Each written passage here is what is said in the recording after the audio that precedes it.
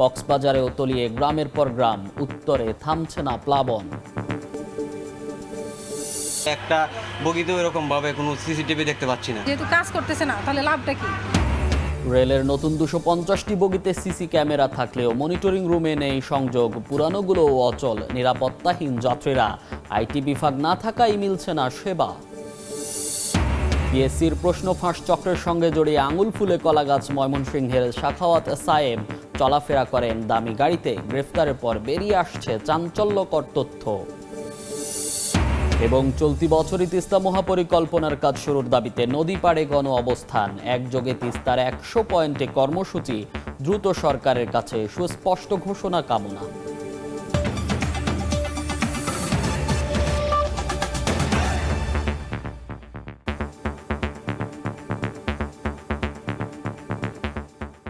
দেখছিলেন শিরোনাম, প্রবাসের সময়ের সঙ্গে আছি আমি মনির হোসাইন। ভাগ্য আর কবে খুলবে? হাজারো প্রকল্পের ভিড়ে বারবারই উপেক্ষিত নগরীর জলাবদ্ধতা। ঘণ্টা তিনেকের বৃষ্টিতে তলিয়েছে রাজধানীর অলিগলি থেকে শুরু করে প্রধান প্রধান সড়ক। হাঁটু পানিতে ডুবে আছে বিভিন্ন এলাকা। জলাবদ্ধতায় গাড়ি বিকল হয়ে যানজটে ভোগান্তি বাড়ে কয়েকগুণ। নগরবাসী বলছেন এই দুর্ভোগ দায়িত্বশীলদের দায়িত্বে অবহেলার ফসল।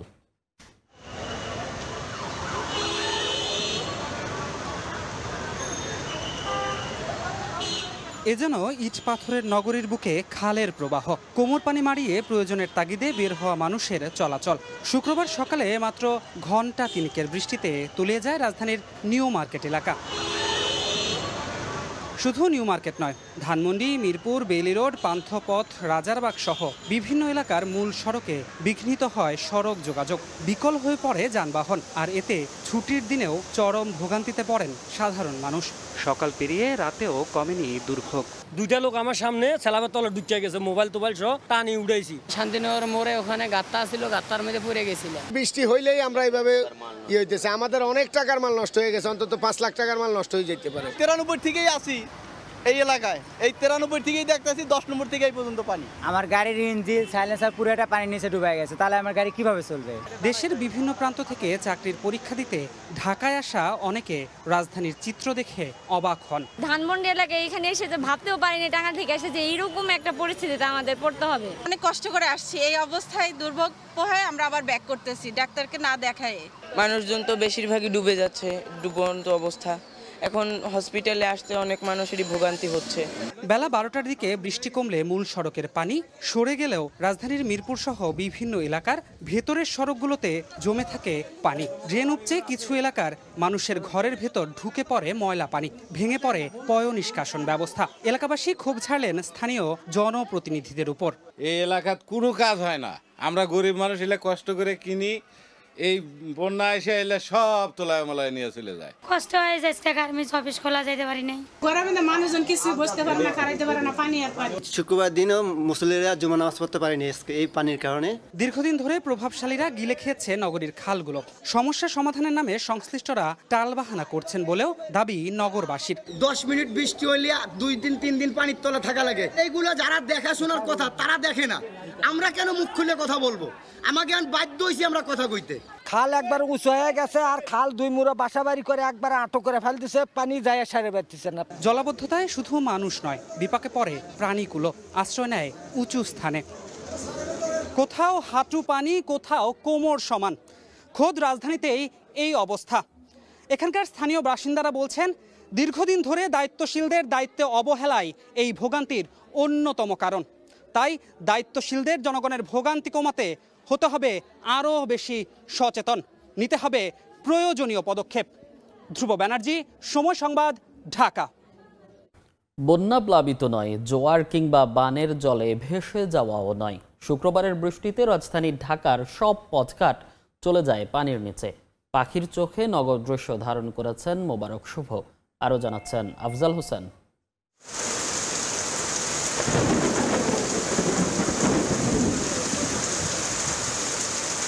এক নগরের গল্প বলি, ভালোবেসে যাকে নাম দেওয়া হয়েছিল তিলোত্তমা। এই শুক্রবারে সেই নগরের যেখানেই চোখ পড়ে মনে হয় প্লাবন জলে ভেসে যাওয়া কোনো বিস্তৃত প্রান্তর।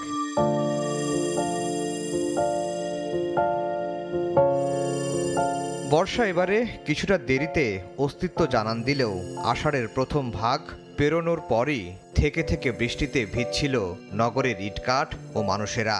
তবে শুক্রবার সকালের মুষলধারার বর্ষণে নগরের অলিতে গলিতে, ভবনের উঠোনে, বাড়ির ফটকে জমে বানডাকা জল। ছুটির সকালটা স্থবির হয়ে পড়ে জল সরতে না পারায়। রাস্তা জুড়ে যান্ত্রিক অযান্ত্রিক যানগুলো সব দাঁড়িয়ে থাকে ঠায়, যেন হাজার বছরের স্বেচ্ছা অবস্থানের নির্বাসন দিয়েছে কেউ। বাস, কার, অটোরিকশা কোথাও পেয়েছিল পিঁপড়ের গতি। জল মারিয়ে দৌড়ে যাওয়ার সাধ্য কোথায় কলের গাড়ির? মানুষের অবহেলায়, মানুষের অনাচারে, কর্তৃপক্ষের উদাসীনতায় নগরের জলাধার সব আগেই গেছে লোভের ভোগে। জল সরানোর ড্রেনগুলো হারিয়েছে অনাবিল বিস্তার। ফলে আকাশ ছড়া বৃষ্টি জল মাটিতে ছুঁয়ে থমকে থাকে, জমে থাকে পথে পথে। নগরের সুশোভন বিপণী বিতান, শিক্ষা প্রতিষ্ঠান, সরকারি বেসরকারি স্থাপনা, ধর্মীয় উপাসনালয়, কোথায় জমেনি পানি? মাত্র একবেলার বৃষ্টির পানি কেন রূপ নিল বন্যার? সেই প্রশ্নের উত্তর মিলবে কোথায়? এই বৃষ্টি, এই জমাট জল ভোগান্তি যেমন বাড়িয়েছে, সেই সঙ্গে আনন্দের উপলক্ষ কি তৈরি হয়েছে কোথাও? এই সকালের বৃষ্টি, জলমগ্ন রাস্তা দেখে কেউ কি লিখেছে গোপন কোনো পংক্তিমালা? বৃষ্টির দোহায়, তিলবর্ণ ধানের দোহায়, আমাদের নগরটাকে একটু বাসযোগ্য করে দিন প্লিজ। আফজাল হোসেন, সময় সংবাদ, ঢাকা। এদিকে কক্সবাজারের রেকর্ড বৃষ্টিতে পানিবন্দী হয়ে পড়েছেন 20টির বেশি গ্রাম। প্রায় 10,000-এর বেশি বাসিন্দা এখন পানিবন্দী। রান্না করাও সম্ভব নয়। আবার নলকূপ ডুবে দেখা দিয়েছে বিশুদ্ধ পানির সংকট। পানি আর পানি, ভারী বর্ষণে ডুবে রয়েছে ঘরবাড়ি, রাস্তাঘাট ও দোকানপাট। গেল দুদিনের টানা বর্ষণে এখন পানির নিচে কক্সবাজার শহরের কুতুবদিয়া পাড়া। উঁচু স্থানে আশ্রয় নিয়েছেন বাসিন্দারা। শুধু কুতুবদিয়া পাড়াই নয়, ফদনার ডেল, পশ্চিম কুতুবদিয়া পাড়া, সমিতিপাড়া সহ 10টি গ্রামের মানুষ এখন পানিবন্দী। কক্সবাজার শহরের পানি নেমে জলাবদ্ধতা তৈরি করেছে এসব গ্রামগুলোতে। তো পানি বেশি গড় বাড়িয়ে ঢুকে গিয়ে পানির জন্য রান্না বান্না কিছু করতে পারতেছে না। স্থানীয় জনপ্রতিনিধি জানালেন, দুর্গত এসব পানিবন্দী মানুষের জন্য দ্রুত খাদ্য সহায়তা দরকার। বেশি বৃষ্টি হলে আমাদের এই অবস্থার সৃষ্টি হয়েছে। আমার এলাকার গরিবের মানুষের অবস্থা এরকমই, কেউ তো রান্নাবান্না করতেই পারতেছে না, ঘরেও থাকতে পারছে না। ভারী বর্ষণে গেল দুদিন ধরে কক্সবাজার শহরে 10,000-এর বেশি মানুষ পানিবন্দী হয়ে পড়েছেন। টানা ভারী বর্ষণে কক্সবাজার শহরের নিম্নাঞ্চলের কয়েক হাজার মানুষ পানিবন্দী। দুদিন ধরে পানিবন্দী থাকলেও এখনও পৌঁছায়নি কোনো ধরনের খাদ্য সহায়তা, যার কারণে দুর্ভোগ বেড়েছে চরম আকারে। সুজাউদ্দিন রুবেল, সময় সংবাদ, কক্সবাজার। উত্তরের জেলাগুলোতে বন্যা পরিস্থিতির আরও অবনতি হয়েছে। পানিবন্দী হয়ে দিন কাটাচ্ছেন লাখ লাখ মানুষ। বৃষ্টি ও পাহাড়ি ঢল অব্যাহত থাকায় সুনামগঞ্জেও বাড়ছে নদ নদীর পানি। জেলায় আগামী 48 ঘন্টায় বৃষ্টিপাতের পূর্বাভাস দিয়েছে আবহাওয়া অফিস। প্রবল বেগে লোকালয়ে ছুটছে পানি, তলিয়ে যাচ্ছে নদী তীরবর্তী এলাকা। অবিরাম বৃষ্টিপাত ও ভারত থেকে নেমে আসা পাহাড়ি ঢলে আবারও বাড়ছে সুনামগঞ্জের সব নদ নদীর পানি। পানিবন্দী হয়ে পড়েছে হাওর ও নিম্নাঞ্চলের মানুষ।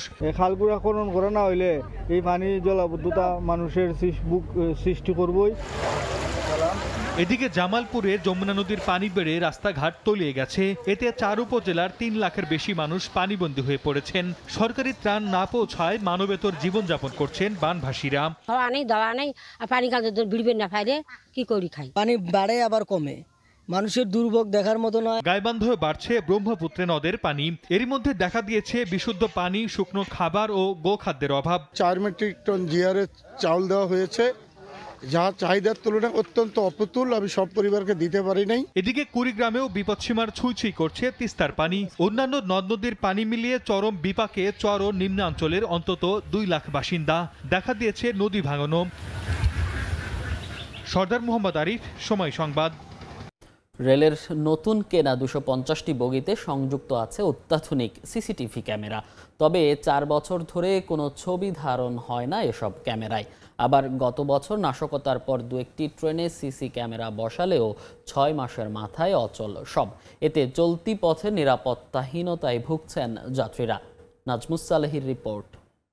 গত বছর ডিসেম্বরে মোহনগঞ্জ এক্সপ্রেস ট্রেনে আগুন দেয় দুর্বৃত্তরা। এ ঘটনায় মারা যায় 4 জন। এরপর ট্রেনগুলোতে শুরু হয় সিসিটিভি বসানোর কাজ। মোহনগঞ্জ এক্সপ্রেস সহ 4টি ট্রেনে সম্পূর্ণ হয়েছিল সেই কাজ। আমরা এখন দেখতে চাই সিসিটিভিগুলোর কি অবস্থা। অগ্নিকাণ্ডের শিকার সেই মোহনগঞ্জ এক্সপ্রেসে উঠে দেখা যায় মাত্র 5 মাস আগে সিসিটিভি বসানোর কাজ সম্পূর্ণ হলেও 13 বগির ট্রেনটিতে সিসিটিভি ক্যামেরা আছে মাত্র 3টিতে। একটা বগিতেও এরকম ভাবে কোনো সিসিটিভি দেখতে পাচ্ছি না। যে 2-1টি কোচে টিকে আছে সিসি ক্যামেরা তার সবই অচল। ট্রেনটির মনিটরিং রুমে গিয়ে দেখা যায় লন্ডো ভন্ড সবকিছু। যেহেতু কাজ করতেছে না তাহলে লাভটা কি? লাকেজ ছিনতাই, পকেট মারে। তারা জানবে যে সিসি ক্যামেরা সচল আছে, তখন তারা আর এই কাজটা করবে না। শুধু তাই নয়, যাত্রী নিরাপত্তার কথা বিবেচনায় 3 বছর আগে চীন ও কোরিয়া থেকে অত্যাধুনিক প্রযুক্তির সিসিটিভি ক্যামেরা সংযুক্ত 250টি কোচ আমদানি করে বাংলাদেশ রেলওয়ে। নতুন এসব কোচ দিয়ে বিভিন্ন রুটে চালানো হচ্ছে ট্রেন, অথচ এখনো সিসিটিভি ক্যামেরা চালু করতে পারেনি তারা। কোনো রুমে মনিটর নাই। এটা আসলে অ্যাক্টিভ না ইনঅ্যাক্টিভ সেটা আমরা আসলে বলতে পারি না। যোগাযোগ বিশেষজ্ঞরা বলছেন, রেলের নিজস্ব আইটি বিভাগ না থাকায় চালু করতে পারছে না বিশেষ এই সেবা। এটা রক্ষণাবেক্ষণ পরিচালনার জন্য যে স্মার্ট হিউম্যান রিসোর্স দরকার সেটা তো তৈরি হয়নি। তবে দ্রুত সিসিটিভি ক্যামেরা সচল করার আশ্বাস রেল সচিবের। সেগুলো যাতে ঠিকমতো ফাংশনাল হয়, আমাদের একটা আদেশে দেওয়া আছে যে এটা একটা সেন্ট্রালি যাতে মনিটরিং করা যায়। সারা দেশে 3000 কিলোমিটার রেলপথে আন্তনগর, লোকাল, মেইল ও কমিউটার মিলিয়ে প্রতিদিন 4 শতাধিক ট্রেন চলাচল করে। নাজমুস সালেহি, সময় সংবাদ, ঢাকা। নিয়োগ পরীক্ষায় প্রশ্ন ফাঁসকারী চক্রের গ্রেফতার 17 জনের মধ্যে ময়মনসিংহের 2 ভাই সাখাওয়াত ও সায়েমের নামও আলোচনায়। ওয়াটার ফিল্টার বিক্রি ও মেরামতের ব্যবসা করা এই সহোদর হঠাৎ আঙুল ফুলে কলা গাছ, চড়েন দামি প্রাইভেট কারে। গ্রেফতারের পর বেরিয়ে আসছে চাঞ্চল্যকর তথ্য। হোসেন আলীর তোলা ছবিতে ওবায়দুল হকের রিপোর্ট।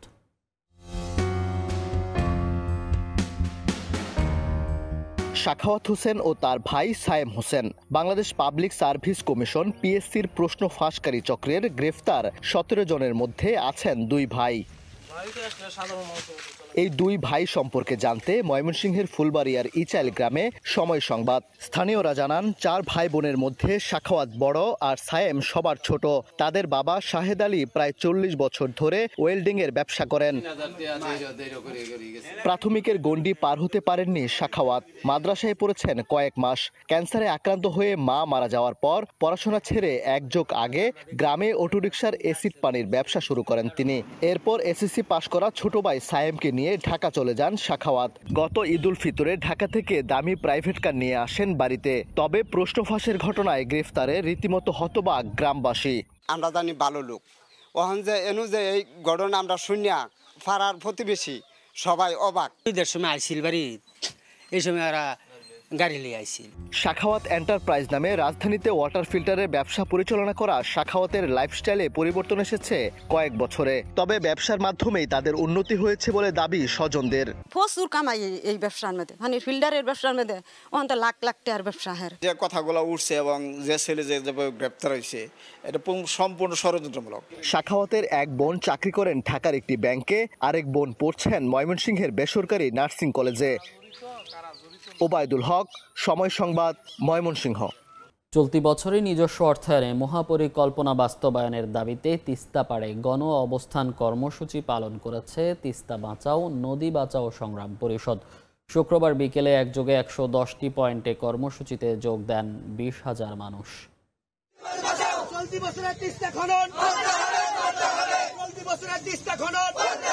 দলে দলে মিছিল নিয়ে গণ অবস্থানে যোগ দেন নদীপাড়ের কয়েক হাজার মানুষ। বিভিন্ন প্ল্যাকার্ড আর গণসংগীতেও নিজেদের দাবিগুলো তুলে ধরেন তারা।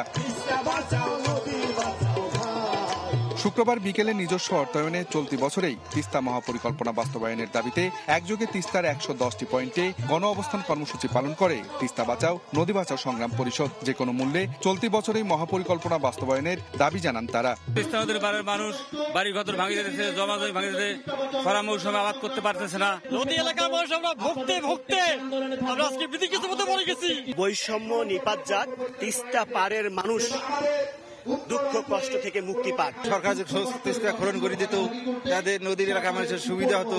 এদিকে অন্যের উপর নির্ভর না করে তিস্তা কর্তৃপক্ষ গঠন করে চলতি বছরে নিজস্ব অর্থায়নে মহাপরিকল্পনার কাজ শুরুর দাবি জানান নদী আন্দোলনকারীরা। চীন ভারত বুঝি না, তিস্তা কর্তৃপক্ষ গঠন করে নিজস্ব অর্থায়নে এই তিস্তা পরিকল্পনার কাজ এই বছরেই শুরু করতে হবে। তিস্তা চুক্তির মতো তিস্তা পরিকল্পনা ঝুলিয়ে রাখা যাবে না। সমাবেশে দাবি আদায়ে তিস্তার দুই পারের প্রায় ২০,০০০ মানুষ সমবেত হন। আব্দুর রশিদ জীবন, সময় সংবাদ, রংপুর। বৃষ্টির অজুহাতে রাজধানীর কাঁচা বাজারে আগুন। ৭০ থেকে ৮০ টাকার নিচে নেই কোনো সবজি। কাঁচামরিচের কেজি ঠেকেছে ৩০০-র ঘরে। সিন্ডিকেটের আধিপত্যে থামানো যাচ্ছে না আলু ও পেঁয়াজের দরও। ডিমের দাম কিছুটা কমলেও চড়া সব ধরনের মাছের দাম। শুক্রবার সকাল থেকেই মুষলধারে বৃষ্টিতে কারওয়ান বাজার, মোহাম্মদপুর সহ রাজধানীর বাজারগুলো চলাচল অনুপযোগী। এমন অবস্থায় ব্যবসায়ীদের দাবি, চাহিদার তুলনায় বাজারে পণ্যের সরবরাহ কম। কোনো সবজি মিলছে না ৭০ টাকার নিচে। করলার কেজি পার করেছে সেঞ্চুরি, আর কাঁচামরিচের ঝাঁজ ঠেকেছে ট্রিপল সেঞ্চুরিতে। বাজারে আসলে ১২০ টাকার নিচে কোনো সবজি নেই। প্রচুর দাম, আগে যা ছিল তার চেয়ে এখন ২০ থেকে ৩০ টাকা কেজি দরে দাম বেশি। বটবটি ৮০ টাকা, ১০০ টাকা, করলা ১০০ টাকা, ৮০ টাকা। বর্তমান বাজারে ৮০-৭০-এর নিচে কোনো সবজি নেই।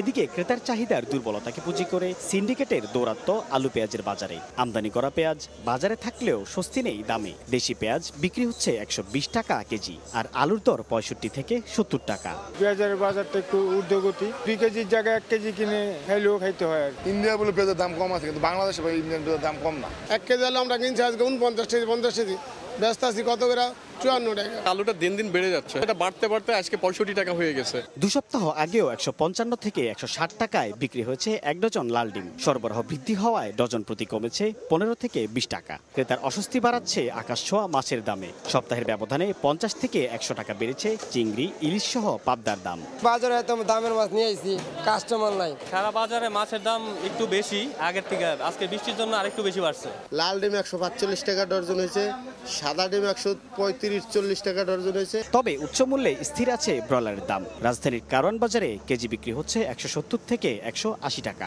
লেয়ারের কেজি ৩০০, আর দেশি মুরগির জন্য গুনতে হবে ৫৫০ টাকা। সাইফুল ইসলাম, সময় সংবাদ, ঢাকা।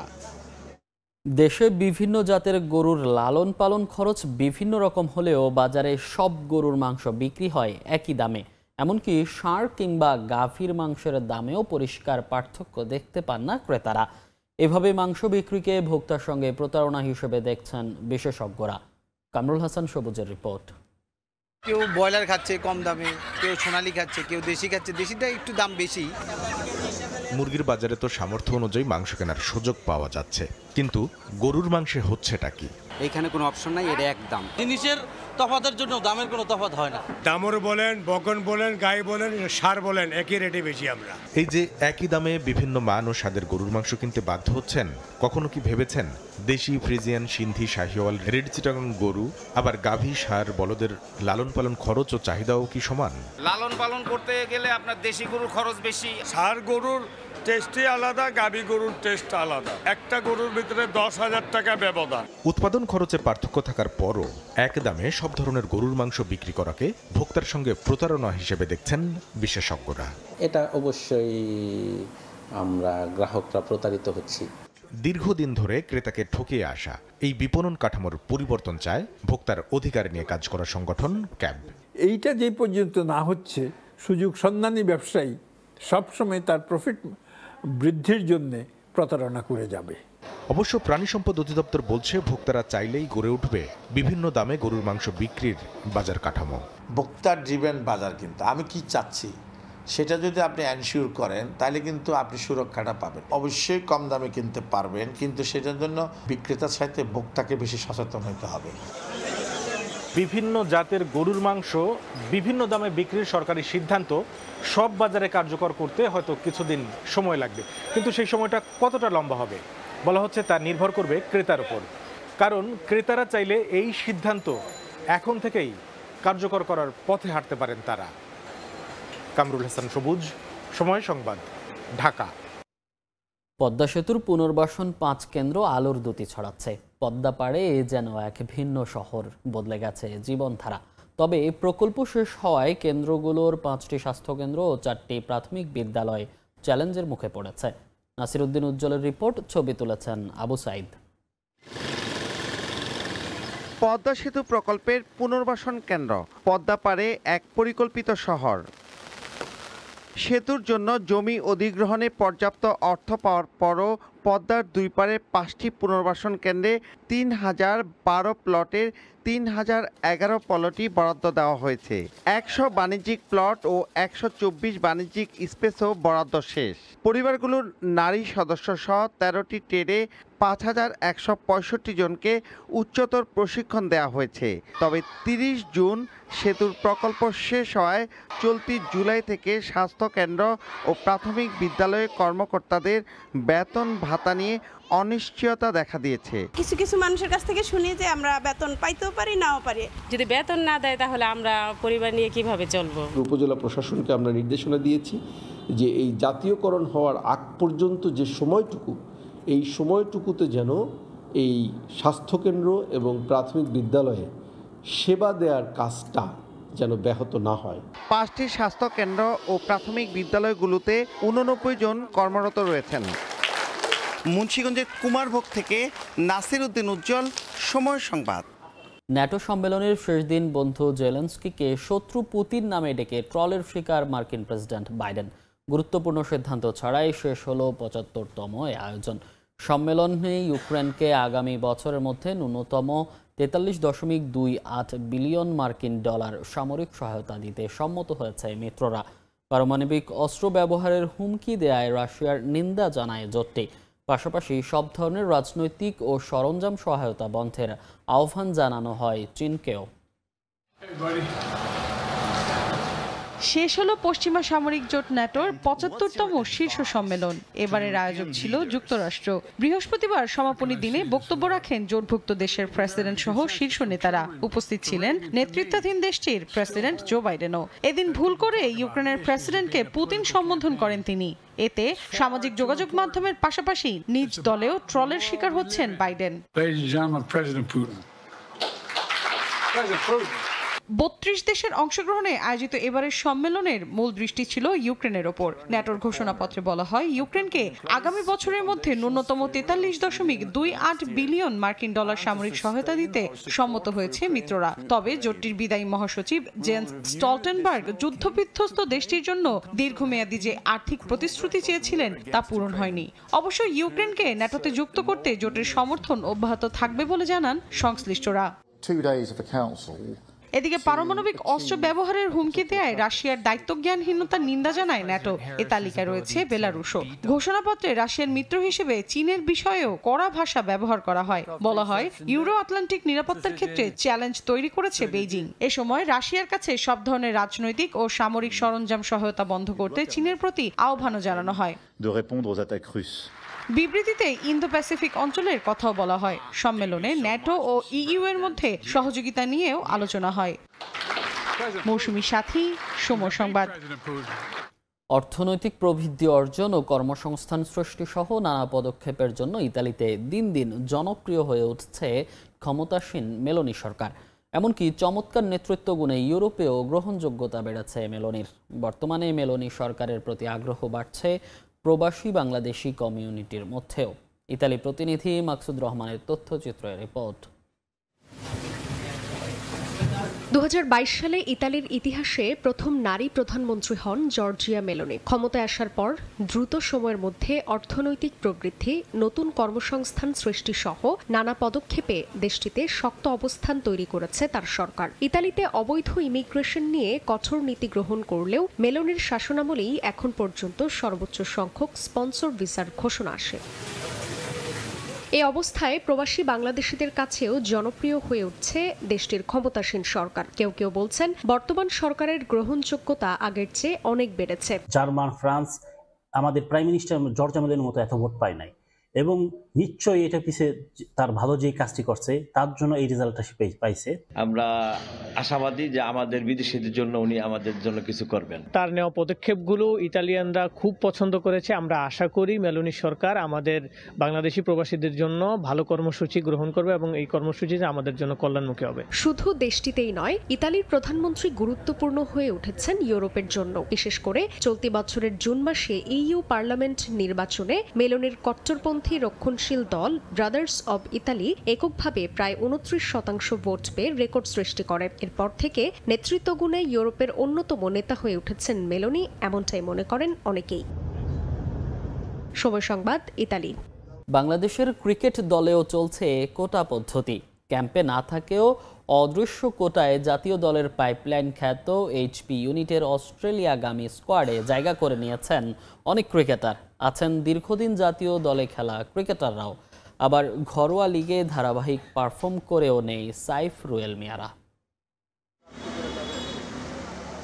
অদ্ভুত উটের পিঠে চলছে টাইগার ক্রিকেট। বোর্ড কর্তাদের হুম্বি তম্বি হাজার কোটি টাকার বাহাদুরি, অথচ মাঠের পারফরমেন্স লবডঙ্কা। প্রতিটা টুর্নামেন্টে ব্যর্থতার গল্প হয় লম্বা, মেলে না প্রতিকার। সবচাইতে বড় আকাল পাইপলাইনের ক্রিকেটার। বাজে পারফরমেন্সের পরেও দল বেছে নিতে হয় ওই 20 থেকে 22 জনের পোল থেকেই। সমস্যাটা তবে কোথায়? জাতীয় দলের পাইপলাইন শক্তিশালী করতে 2003 সালে রিচার্ড ম্যাকিন্সের অধীনে যাত্রা শুরু হাই পারফরমেন্স ইউনিটের। কিন্তু 21 বছর পরেও এইচপির একটা কাঠামোই দাঁড় করতে পারেনি বিসিবি। বয়সভিত্তিক পর্যায়ের কথা বলা হলেও অস্ট্রেলিয়ায় এইচপি নামের যে 3 ফরম্যাটের দল যাচ্ছে সেখানে রীতিমতো জগা খিচুড়ি। এই যেমন দুটো বিশ্বকাপ খেলার তানজিদ তামিম কিংবা অভিজ্ঞ আফিফ হোসেন ধ্রুব, আছেন 28 বছর বয়সী আবু হায়দার রনিও, 13টা করে টেস্ট খেলার সাদমান জয়রাও নাকি এইচপির ক্রিকেটার। জাতীয় দল থেকে বয়স ভিত্তিক। যদি হাতে গোনা কয়েকজনকে ঘুরিয়ে ফিরিয়ে সব জায়গায় খেলানো হয় তবে তো ক্রিকেটার সংকট থেকেই যাবে। দেশের ক্রিকেটের আধুনিক সব সুযোগ সুবিধা মূলত জাতীয় দল কেন্দ্রিক। পড়তি ফর্মে থাকা ক্রিকেটারদের তাই পাঠানো হচ্ছে টাইগার্স বা পরের স্তরের দলগুলোতে। কিন্তু এইচপির মতো স্কোয়াডে যদি আধিক্য থাকে সিনিয়রদের, তবে তরুণ ক্রিকেটারদের হবেটা কি? কোচের পছন্দ সৌম্য সরকার, অধিনায়কের চাই শেখ মেহেদীকে। পারফর্ম করেও টি-20তে জায়গা মেলে না মিরাজদের। শুধু জাতীয় দলই নয়, এমন কোটা পদ্ধতি আছে এইচপিতেও। তাই তো কোথাও না থেকেও মুকিদুল মুগ্ধরা তাসমান সাগর পাড়ে গেলেও জায়গা পান না প্রিমিয়ার লিগে 28 উইকেট নেয়া রুয়েল মিয়া। বিষয়টা অনেক একটু কষ্টদায়ক নিজের মধ্যে, যে পারফর্ম করে আমি ছিলাম না, বাট এটা সবকিছু হচ্ছে সিলেক্টরদের উপরে। ওনারা যেটা ভালো মনে করেছেন সেই জিনিসটাই করেছেন। সামনের যে আমি এইচপিতে আছি, যেহেতু এইচপিতে যে প্রোগ্রামগুলো হয় সেইগুলোতে আমি এখন বর্তমানে ফোকাস করছি। ওইখানে যাতে আমার যেই সব ছোটোখাটো লেকিংস আছে, তো মানুষ মাত্রই তো টুকিটাকি ভুল থাকতেই পারে। সো সেই জিনিসগুলোকে আমি কীভাবে সামনের দিকে ওভারকাম করে এগিয়ে যাব সেই জিনিসটার জন্য আমি ফোকাস করতেছি আর কি। তরুণরা উদীয়মান ক্রিকেটারদের আসরে অভিজ্ঞ ক্রিকেটারদের পাঠিয়ে দেওয়ার অভ্যাস নতুন নয় বিসিবির। তাতে সাময়িক সাফল্য মিললেও আসে না দীর্ঘমেয়াদী সুফল। অথচ পার্থ কিংবা মেলবোর্নের হয়ে যারা খেলবেন সবাই ফ্র্যাঞ্চাইজিটির একাডেমির ক্রিকেটার। পার্থক্যটা বোধ হয় এখানেই। মাহবুব রিমন, সময় সংবাদ, ঢাকা।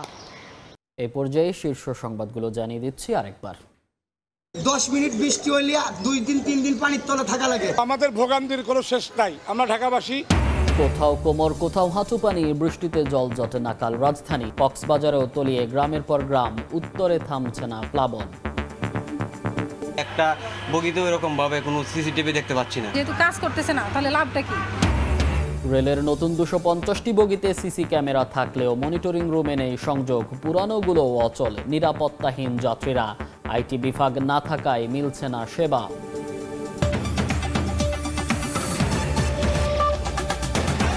এই ছিল প্রবাস সময়ে। সঙ্গেই থাকুন সময়ের।